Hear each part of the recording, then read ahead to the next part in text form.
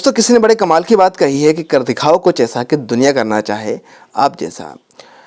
ज्ञान मित्रम चैनल से मेरा नाम है कुलदीप पांडे और आपके लिए लेकर आया हूँ एक नई कहानी।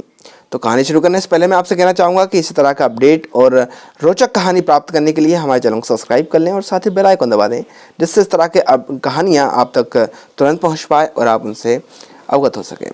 तो आइए शुरू करते हैं एक रोचक कहानी जो कि है ईमानदार लकड़हारे की। दोस्तों, किसी गांव में एक लकड़हारा रहता था। वह प्रतिदिन जंगल से लकड़ियां काटकर लाता था। वह उन्हें बेचकर अपने परिवार का पालन करता था। एक दिन लकड़हारा जंगल में लकड़ियां काट रहा था। वह एक सूखे पेड़ को काट रहा था। यह पेड़ बिल्कुल नदी के किनारे पर था। लकड़हारे के हाथ से कुल्हाड़ी अचानक टूटकर नदी के गहरे पानी में जा गिरी।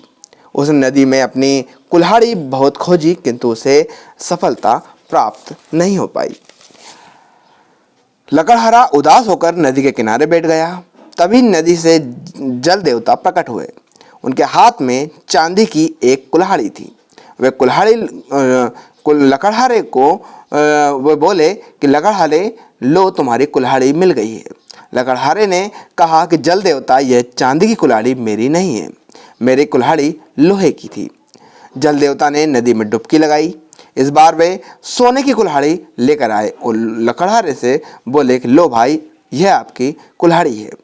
निर्धन लकड़हारा हाथ जोड़कर बोला, नहीं नहीं, यह कुल्हाड़ी भी मेरी नहीं है, मेरी कुल्हाड़ी तो लोहे की बनी हुई थी।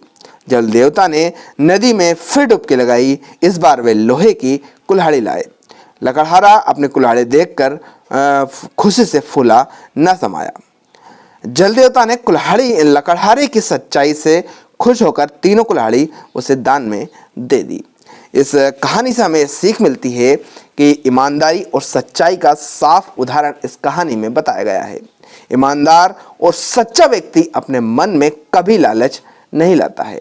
हम फिर आपके लिए एक नई कहानी, इस तरह की नई कहानी लाएंगे, तो इसलिए आप हमारे चैनल को सब्सक्राइब कर लें और यदि आप कहानी पसंद आई हो तो इसे लाइक करें और शेयर करें, जिससे कि हमें और भी मनोबल बढ़ सके।